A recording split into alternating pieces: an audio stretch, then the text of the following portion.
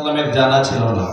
তো মুসা আলাইহিস সালাম আল্লাহকে জিজ্ঞেস করতেছেন যে আল্লাহ, এই ছোট্ট থেকে ছোট্ট উনি পোকাকে তুমি কেন বানাইলা? সব কিছু কোনো না কোনো প্রয়োজনে বানাইছো আল্লাহ, কিন্তু উনি পোকাকে কেন বানাইলা? উনি পোকা আল্লাহ পাককে প্রশ্ন করেছিল যে উনি পোকা আল্লাহ তাবারক ওয়া তাআলা মুসা আলাইহিস সালামকে জবাব দিয়েছিলেন যে মুসা, তুমি তো 70 বছর হায়াতে মাত্র একবার প্রশ্ন করছো উনি পোকাকে আমি কেন বানাইলাম, আর এই উনি পোকাটা দৈনন্দিন 70 বার আমাকে জিজ্ঞাসা করে আল্লাহ মুসার মতো মানুষকে তুমি কেন বানাইলা? তো আল্লাহ তাবারক ওয়া তাআলা জবাব দিলেন যে মুসার মতো মানুষকে কেন আল্লাহ পাক বানাইছেন সেটাও আল্লাহ পাক জবাব দিলেন, আর উনি পোকাকে আল্লাহ পাক কেন বানাইছেন সেটাও আল্লাহ পাক জবাব দিয়েছেন। উনি পোকাকে আল্লাহ তাবারক ওয়া তাআলা বানাইছেন এই মানুষের খেদমত করবার জন্য, মানুষের প্রয়োজনে। উনি পোকাকে নয়, বরং তামাম পৃথিবীতে যা কিছু আছে, গাছপালা, তরুলতা, আসমান, জমিন, সব কিছু আল্লাহ পাক মানুষের খেদমতের জন্য বানাইছেন। কার খেদমতের জন্য? মানুষের খেদমতের জন্য। আর আল্লাহ তাবারক ওয়া তাআলা মানুষ একমাত্র বানাইছেন। আল্লাহ পাক বলেন ওমা খালাকতুল জিন্না ওয়াল ইনসা ইল্লা লিয়াবুদুন, আমি জিন আর মানব জাতিকে একমাত্র আল্লাহ পাকের ইবাদত বندگির জন্য বানাইছি, অন্য কিছু করবার জন্য না। মানুষকে আল্লাহ তাবারক ওয়া তাআলা শুধুমাত্র কেবলমাত্র আল্লাহ তাবারক ওয়া তাআলার ইবাদত বندگি করবার জন্য পাঠাইছেন। মানুষ এই দুনিয়াতে আইসা 5 তলা বাড়ি করবে, এমপি হবে, মন্ত্রী হবে, দেশ চালাবে, এই জন্য আল্লাহ পাক মানুষকে দুনিয়াতে পাঠান নাই। আল্লাহ পাক মানুষকে দুনিয়াতে পাঠাইছেন আল্লাহ পাকের ইবাদত বندگি করবার জন্য। তো এই মানুষ আল্লাহ পাকের ইবাদত বندگি কেমনে হবে? একটা মানুষ 24 ঘন্টা আল্লাহ পাকের ইবাদত বندگি করবে যদি তার এই দুনিয়ার জিন্দেগিটা চলে আল্লাহ তাবারক ওয়া তাআলার হুকুম মোতাবেক এবং বিশ্বনবী মুহাম্মদুর রাসূলুল্লাহ সাল্লাল্লাহু আলাইহি ওয়াসাল্লামের তরিকা মোতাবেক। যদি সেই মানুষটা সেই পথ অবলম্বন করে 5 ওয়াক্ত নামাজ পড়ে, সত্য কথা বলে, সে যদি সৎ কাজ করে, নেক কাজ করে, তাহলে তার ঘুমটাও হবে ইবাদত। কেমনে কি হবে ভাই? ঘুমটাও কি হবে? ইবাদত হবে। কেমনে হবে? বিশ্বনবী মুহাম্মদুর রাসূলুল্লাহ সাল্লাল্লাহু আলাইহি ওয়াসাল্লাম হাদিসের মধ্যে ইরশাদ করেন, একজন ব্যক্তি সে যদি এশারের নামাজ পড়ার পরে এশারের নামাজ পড়ে সরাসরি শুয়ে পড়ল, শুধু এতটুকু নিয়ত করলো যে আমি ফজরের নামাজটা জামাতে পড়ব, পরবর্তী সময়ে ফজরের নামাজটা সে জামাতে পড়ার কারণে সারা এশা থেকে নিয়ে ফজর পর্যন্ত যে ঘুমাইলো, এই মাঝখানের পুরা ঘুমটাই তার ইবাদতের মধ্যে গণ্য হবে। বলেন সুবহানাল্লাহ।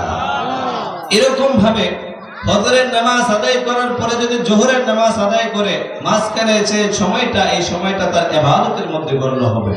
আর যদি সে বিশ্বনবীর তরিকা অনুযায়ী বাথরুমে যায়, বাথরুমে যাওয়া হবে তার ইবাদত।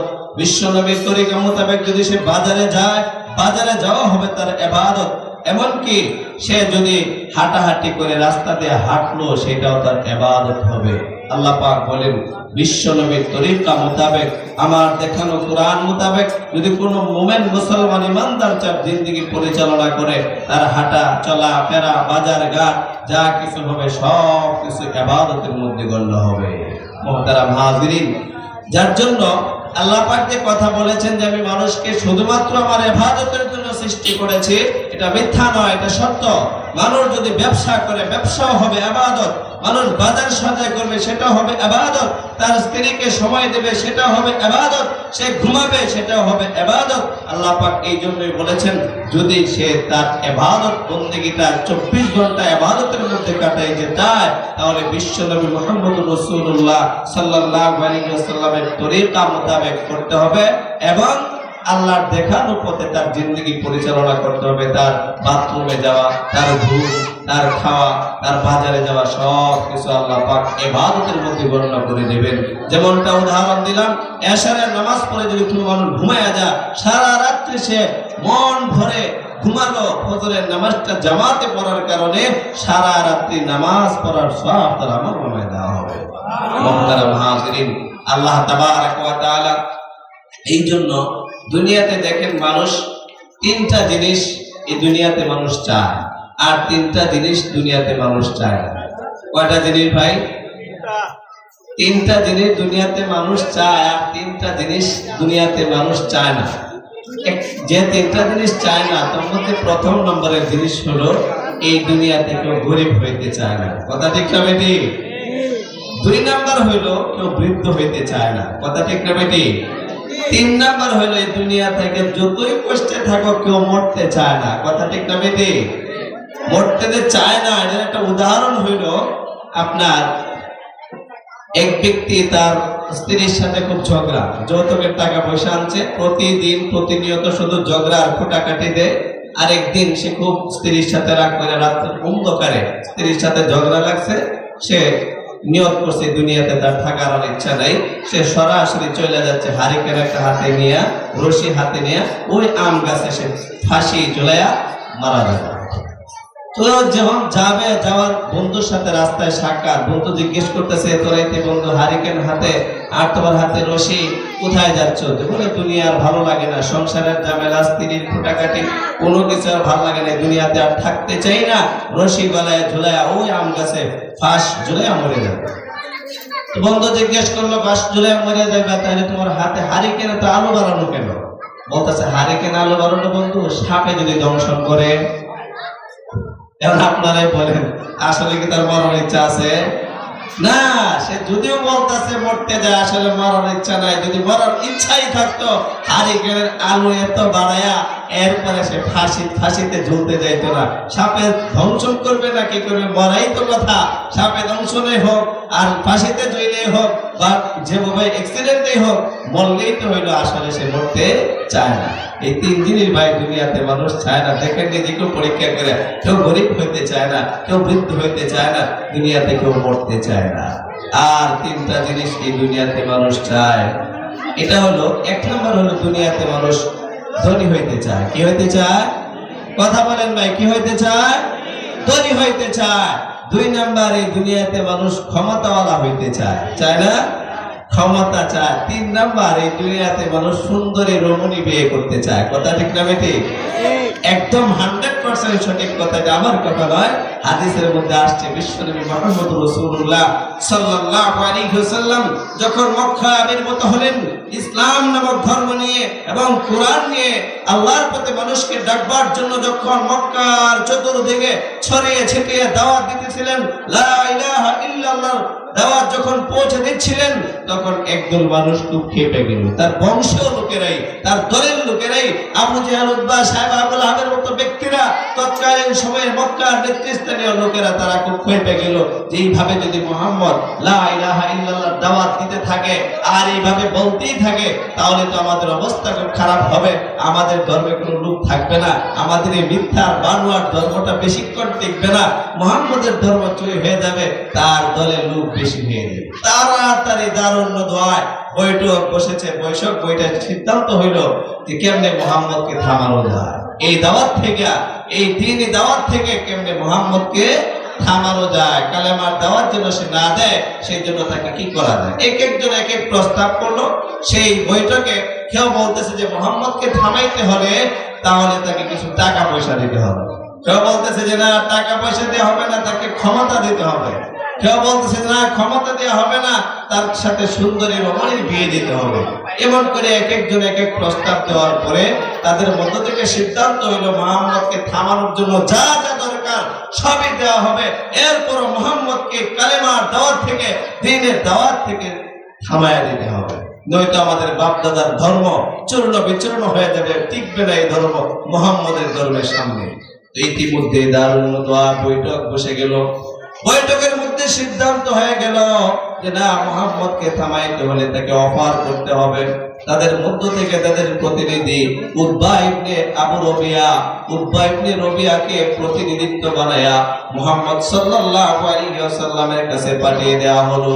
3টা প্রস্তাব। যেই দুনিয়াতে মানুষ 3টা জিনিসের জন্যই পাগল থাকে, এক নাম্বার দুনিয়াতে মানুষ ধন সম্পদের মালিক হইতে চায়, দুই নাম্বার মানুষ দুনিয়াতে ক্ষমতা পাইতে চায়, তিন নাম্বার সুন্দরী রমণীকে বিয়ে করতে চায়। এই তিনটা অফারই মুহাম্মদকে করা হবে। মুহাম্মদ যদি এই তিনটা অফার অ্যাকসেপ্ট করে, গ্রহণ করে, তাহলে এই ক্ষমতার মালিক তাকে বানিয়ে দেওয়া হবে। ইতিমধ্যে এই ঘটনা ঘটে গেল। মুহাম্মদুর রাসূলুল্লাহ সাল্লাল্লাহু আলাইহি ওয়াসাল্লামের কাছে তাদের প্রতিনিধি পাঠিয়ে দেওয়া হলো। তাদের প্রতিনিধি উতবা ইবনে রবিয়া গিয়ে বলতেছে, মুহাম্মদ, তুমি যে দাওয়াতের কাজ করতেছো, লা ইলাহা ইল্লাল্লাহর দাওয়াত দিয়ে আমাদের ধর্মগুলোকে চূর্ণ বিচূর্ণ করে দিচ্ছ, আমাদের বাপ দাদার রেখে যাওয়া আমানতকে আমাদের চোখের সামনে ধ্বংস হতে দেখতে পাচ্ছি, তুমি মানুষগুলোকে তোমার দলে নিয়ে যাচ্ছ। এখন তুমি যদি এই কাজ থেকে ফিরে আসো, কি লাগবে? মানুষ তো কয়েকটা কারণে এই সমস্ত কাজ করে থাকে।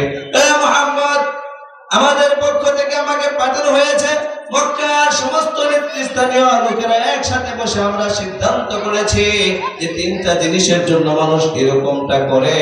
এক নাম্বার হলো মানুষ দুনিয়াতে ধনী হতে চায়। মুহাম্মদ, তুমি যদি ধনী হইবার চাও, মক্কার সবচেয়ে বড় ধনী হওয়ার জন্য তোমার সামনে এমন ধনভাণ্ডারের স্তূপ ফেলানো হবে, তুমি মক্কার মধ্যে সবচেয়ে বড় ধনী হয়ে যাইবা। মুহাম্মদুর রাসূলুল্লাহ সাল্লাল্লাহু আলাইহি ওয়াসাল্লাম কোনো কথা বলেন না। দুই নাম্বার উতবা ইবনে রবিয়া বলে, আরেকটা জিনিসের জন্য মানুষ পাগল থাকে। মুহাম্মদ, তুমি যদি ক্ষমতা চাও, মক্কার ক্ষমতা নেতৃত্ব তোমাকে দেওয়া হবে। মুহাম্মদুর রাসূলুল্লাহ সাল্লাল্লাহু আলাইহি ওয়াসাল্লাম কোনো জবাব দেন নাই। তিন নাম্বার উতবা ইবনে রবিয়া বলে, মুহাম্মদ, আরেকটা জিনিসের জন্য মানুষ দুনিয়াতে পাগল হয়। এই জিনিসটা হলো তুমি 24 বছরের বড় একটা যুবক, বিয়ে করেছো 43 বছরের একজন বুড়ি বৃদ্ধা মহিলা। সুতরাং মক্কার সবচেয়ে সুন্দরী রমণীকে তোমার সাথে বিবাহ দেওয়া হবে। এরপরও তুমি এই কাজগুলা থেকে, লা ইলাহা ইল্লাল্লাহর দাওয়াত থেকে তুমি ফিরে আসো। মুহাম্মদুর রাসূলুল্লাহ সাল্লাল্লাহু আলাইহি ওয়াসাল্লাম তার ৩০টা প্রশ্নের জবাব এইভাবে ছুড়ে দিলেন। বললেন, ও উতবা ইবনে রবিয়া, কাফের বেদিন মুশরিকদের পক্ষে পাঠানো প্রতিনিধি হয়ে তুমি আসছো, তুমি এবার আমার জবাব শোনো। শুধু মক্কার ধনী কেন, তামাম পৃথিবীর সবচেয়ে বড় ধনীও যদি আমাকে বানিয়ে দেওয়া হয়, শুধু মক্কার নেতৃত্ব কেন, তামাম পৃথিবীর নেতৃত্ব যদি আমি মুহাম্মদকে দেওয়া হয়, আর শুধু মক্কার সবচেয়ে সুন্দরী রমণী কেন, তামাম পৃথিবীর সবচেয়ে সুন্দরী রমণীকেও যদি আমার সাথে বিবাহ দেওয়া হয়, জেনে রাখো, ডান হাতে আমার সূর্য, বাম হাতে চন্দ্র যদি আমার হাতে দেওয়া হয়, আমি মুহাম্মদ ওই দাওয়াতের কাজ লা ইলাহা ইল্লাল্লাহ থেকে কখনো ফিরে আসবো না। চিৎকার করে বলেন সুবহানাল্লাহ। আজকের পৃথিবী, আজকের এই সমাজের মানুষ একটা মেম্বারি পাওয়ার জন্য যে ঈমান বিক্রি করে দেয়, কথা ঠিক না বেটি? ইজ্জত বিক্রি করে দেয়, স্ত্রীকে রাস্তায় নামায়া দেয়, মেয়েকে রাস্তায় নামায়া দেয়। আমার মেম্বারি পদটা লাগবে, আমার ক্ষমতা লাগবে, আমার চেয়ারম্যানই লাগবে। এই সামান্য একটু পদের জন্য ঈমান বিক্রি করে, ইজ্জত বিক্রি করে, টাকা পয়সা মানুষকে দিয়ে আসে, তার ইজ্জত সম্মান কিনতে চায়, নেতৃত্ব চায়। আর একটা সুন্দরী রমণীর জন্য, একটা সুন্দরী মেয়ের পিছনে একটা নয়, 10টা নয়, 20-30টা পর্যন্ত ছেলে ফেলে ঘোরাফেরা করে, কথা ঠিক না বেটি? এমনকি নেতৃত্ব, ক্ষমতার, ধন দৌলত পাওয়ার জন্য, ধন সম্পদ বাড়ানোর জন্য হালাল হারামের চিন্তা করে না, সুদ ঘুষের চিন্তা করে না, ওরকম ভাবে তার বাহানার মধ্যে দিয়ে বড় লোক সাজতে চায়, কথা ঠিক না বেটি? কিন্তু আপনি আমি যারা নবীর আদর্শে আদর্শবান, ইসলাম ধর্মের সত্যিকারের গ্রাহক, ইসলামকে আমরা যারা মানি, ইসলামকে যারা আমরা বিশ্বাস করি, পরজগৎকে আমরা যারা বিশ্বাস করি, পরজগতের প্রতি আমরা যাদের আস্থা আর বিশ্বাস রয়েছে, আমরা যারা সত্যিকার ঈমানের উপরে অটল, তারা কখনো এই দুনিয়ার সামান্য খরচের জীবনের নেতৃত্বের জন্য, খরচের জীবনে অর্থ সম্পদের জন্য, এই খরচের জীবনে একজন সুন্দরী রমণীর জন্য আমরা আমাদের ঈমানকে কখনো ছোট করতে পারি না, কথা ঠিক না বেটি?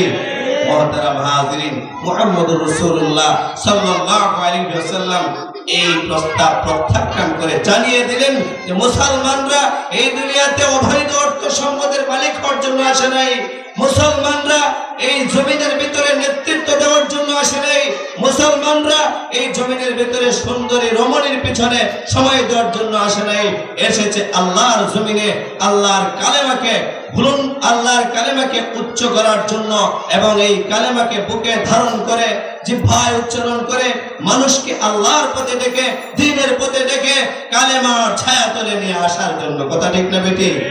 মুহতারাম হাজরিন, এতে বোঝা গেল এই দুনিয়াতে যে মুহাম্মদুর রাসূলুল্লাহ সাল্লাল্লাহু আলাইহি ওয়াসাল্লাম যে তিনটা জিনিস চাইতেন না, আমাদের মনের আকাঙ্ক্ষা এই তিনটা জিনিস। কথা ঠিক না বেটি? এই তিন জিনিসের জন্য আমরা হামাগুড়ি খাচ্ছি সকাল থেকে সন্ধ্যা, সন্ধ্যা থেকে সকাল।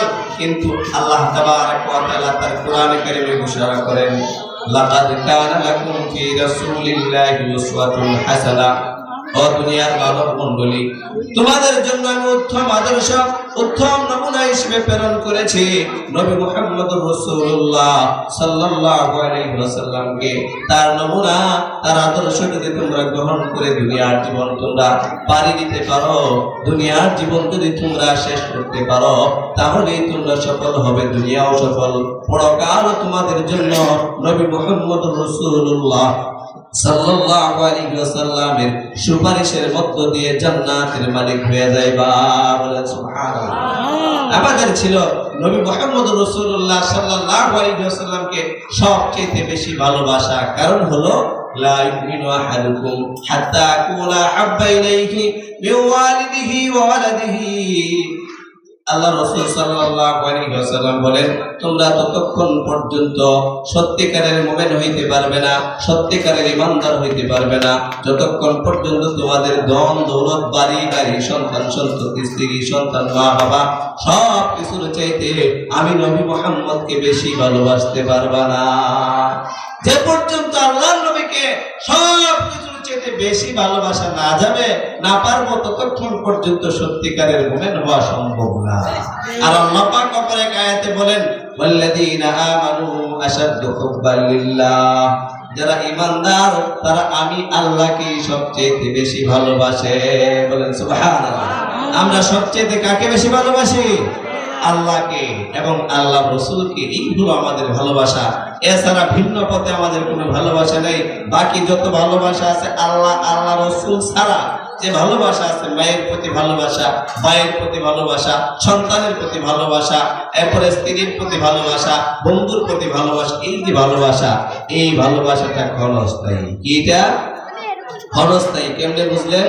এটা ক্ষণস্থায়ী হলো এইভাবে যে আল্লাহ তাবারক ওয়া তাআলা কাল কিয়ামতের দিন, কোন দিন? কাল কিয়ামতের দিন আল্লাহ তাবারক ওয়া তাআলা সমস্ত মানুষের নেকি এবং বদিগুলি ওজন করবেন। ওজন করার পরে দেখা যাবে একটা মানুষের একটা মাত্র নেকির জন্য তাকে জাহান্নামে যাইতে হয়। কয়টা নেকি ভাই? একটা নেকির জন্য যখন জাহান্নামে যাইতে হয়, ওই একটা নেকি সে তখন বলবে, রব্বে কারিম, মাওলা, একটা মাত্র নেকির জন্য আমাকে জাহান্নামে যাইতে হবে, এটা কখনো সম্ভব না, আমাকে একটু সুযোগ দেওয়া হোক। আমার দুনিয়াতে মা ছিল, দুনিয়াতে বাবা ছিল, দুনিয়াতে ভাই ছিল, বন্ধু বান্ধব কতজন না ছিল, শুধুমাত্র আমার মায়ের কাছে একবার যাইতে দাও। কারণ দুনিয়াতে মা এত কষ্ট করেছে, এত কষ্ট করেছে, নিজে খায় নাই, আমাকে খাওয়াইছে। নিজে একটা আপেল আমাকে খাওয়ানোর জন্য মা প্রাণ চেষ্টা করেছে। এমনকি কোন শীত, এই শীতের মধ্যেও মা ডান দিকে আমাকে রেখেছেন, প্রস্রাব করে দিয়েছি, বাম দিকে রেখেছেন, প্রস্রাব করে দিয়েছি, বুকের উপরে আঁকড়ে রেখেছেন, ওইখানেও প্রস্রাব করে দিয়েছি। দুইটা হাত দিয়ে মা আমাকে উঁচু করে রেখেছেন, আমি সন্তানের যেন কষ্ট না হয়। দুনিয়াতে এত আদর, সোহাগ আর ভালোবাসা মেজে মা আমাকে দিলেন। আজকের এই দিনে একটা নেকির জন্য আমি জাহান্নামের আগুনে পুরবো, আমার মা সহ্য করবেন না। আল্লাহর পক্ষ থেকে ঘোষণা আসবে, বান্দা, তুমি যদি এই মুহূর্তে একটা মাত্র নেকি নিয়ে আসতে পারো, তোমার ভাই বলো, তোমার মা বলো, আর তোমার আত্মীয় স্বজন যে বলো না কেন, একটা মাত্র নেকি নিয়ে আসতে পারলে তোমাকে রেহাই দিয়ে জান্নাতে তোমাকে পৌঁছে দেওয়া হবে। বলেন সুবহানাল্লাহ। ওই বান্দারা তখন একটা মাত্র নেকির জন্য দৌড়াদৌড়ি করবে, ছোটাছুটি করবে। আল্লাহ পাক কোরআনে কারিমে জানায়া দেন, ইয়াউমা ইয়াফিরুল মার'উ মিন আখি ওয়া উম্মিহি ওয়া আবি ওয়া সাহিবাতিহি ওয়া বানি লিকুল্লি ইমরিইন মিনহুম ইয়াউমা ইযিন শাআনুন ইউগনি। ওই মানুষটা তার মায়ের ভালোবাসা, তার ভালোবাসা সব কিছুকে দুনিয়ার জীবনের স্মৃতিগুলা স্মরণ করে করে মায়ের কাছে যাবে, মা তাকে চিনবে, তার সন্তান এরপর অস্বীকার করবে। কারণ একটা নেকি আজকে এই দিনে দেয়া দিলে নিজে বিপদে পড়তে হবে, এই জন্য মা তার সন্তানকে নেকি দিবে না, মা তার পরিচয় দিবে না, বাবাও পরিচয় গোপন করবে, বলবে দুনিয়াতে আমার সন্তান ছিল ঠিক, কিন্তু তোমাকে তো আমি এই মুহূর্তে চিনতে পারতেছি না, তুমি কে? চিনাও না চিনার ভান করবে। কারণ শুধু একটাই, আজকে যদি নেকি দিয়া সাহায্য করতে হয় তাহলে আমি নিজে বিপদে পড়ে যাব। ওই জাহান্নামের ভয়ে কিয়ামতের মাঠের বিভীষিকাময় মুহূর্ত নিজেকে সেভ করবার জন্য, নিজেকে বাঁচানোর জন্য সে মাকে অস্বীকার করবে, মা তার সন্তানকে অস্বীকার করবে, বাবা তার সন্তানকে অস্বীকার করবে, ভাই তার ভাইকে অস্বীকার করবে। এইভাবে অস্বীকার করে শেষ পর্যন্ত নৈরাশ হয়ে তাকে ফিরে যেতে হবে, সে কোনো নেকি পাবে না। মুহতারাম হাজিরিন, এটা বুঝতে হবে যে আমাদের এই দুনিয়ার মধ্যে যে ভালোবাসা, মায়ের ভালোবাসা বলেন, ভাইয়ের ভালোবাসা বলেন, আর যার ভালোবাসায় বলেন না কেন, এটা ক্ষণস্থায়ী, চিরস্থায়ী ভালোবাসা হলো আল্লাহ আল্লাহ রাসূলের ভালোবাসা। এই জন্য আল্লাহ তাবারাকা ওয়া তাআলা পবিত্র কোরআনে কারিমে নকল করেছেন, লাকাদ কানা লাকুম ফি রাসূলিল্লাহি উসওয়াতুন হাসানাহ, আমার নবীর উত্তম আদর্শ, আমার নবী হচ্ছে তোমাদের উত্তম নমুনা। সেই নবীর আদর্শকে বুকে লালন করে, নবীর ভালোবাসা অন্তরে নিয়ে, আল্লাহর ভালোবাসা অন্তরে নিয়ে দুনিয়ার জীবন পার করবার সর্বোচ্চ চেষ্টা তোমাকে করতে হবে। আর আল্লাহর নবী মুহাম্মদ রাসূলুল্লাহ সাল্লাল্লাহু আলাইহি ওয়াসাল্লাম দুনিয়ার মধ্যে ক্ষমতা চান নাই, অর্থ চান নাই, দুনিয়ার মধ্যে সুন্দরী রমণী চান নাই, উনি চেয়েছেন আল্লাহর ভালোবাসা। কার ভালোবাসা? আল্লাহর ভালোবাসা চেয়েছেন। তো আজকে আমি আপনাদের এই উপস্থিতি মজলিসের মধ্যে জানতে চাই, আপনাদের কাছে আমরা কার ভালোবাসা সংগ্রহ করব? আল্লাহর ভালোবাসা সংগ্রহ করব। আল্লাহর ভালোবাসা সংগ্রহ তারাই করে, আল্লাহ তাবারাকা ওয়া তাআলা বলেন, ওয়াল্লাযীনা আমানু আশাদ্দু হুব্বান লিল্লাহ, যারা ঈমানদার তারা আল্লাহকেই সবচেয়ে বেশি ভালোবাসে। কারণ দুনিয়ার জীবন পরিচালনা করতে গিয়ে বিভিন্ন জিনিসের ভালোবাসা অন্তরে ঢুকে, কিন্তু এই ভালোবাসা স্থায়ী নয়, এবং অনন্ত সীমকালের জগতে বিপদময় মুহূর্তে, কবরের আযাব থেকে শুরু করে সেই কিয়ামতের বিভীষিকাময় মুহূর্ত আমাকে সেভ করবে যার ভালোবাসা, সেটা হলো নবী মুহাম্মদ রাসূলুল্লাহ সাল্লাল্লাহু আলাইহি ওয়াসাল্লামের ভালোবাসা, আল্লাহর ভালোবাসা। যার কারণে অল্প হায়াতের জিন্দেগিতে আমাদেরকে সংগ্রহ করতে হবে নবী মুহাম্মদ রাসূলুল্লাহ সাল্লাল্লাহু আলাইহি ওয়াসাল্লামের ভালোবাসা এবং আল্লাহর ভালোবাসা। আমরা সকলে রাজি আছি তো? ইনশাআল্লাহ সকলে হাত তুলে দেখাই, রাজি আছে তো? আল্লাহ পাক সকলকে কবুল করুন। আমরা এই হায়াতে জিন্দেগিতে যেন ঈমান আর আমলকে সামনে রেখে, পরজগতের একমাত্র পাথেয় সম্বল হলো ঈমান আর আমল, এই দুইটা নির্ভেজাল ঈমান আমল সংগ্রহের পাশাপাশি যেন আল্লাহ আল্লাহ রাসূলের ভালোবাসা অন্তরে লালন করে এই দুনিয়ার হায়াতে জিন্দেগিকে কবর পর্যন্ত পৌঁছে দিতে পারি। আল্লাহ পাক আমাদের সকলকে তৌফিক দান করুন। সকলে বলুন আমিন। আখিরু দাওয়ানা আলহামদুলিল্লাহি রাব্বিল আলামিন। আসসালামু আলাইকুম ওয়া রাহমাতুল্লাহি ওয়া বারাকাতুহু। আলহামদুলিল্লাহ।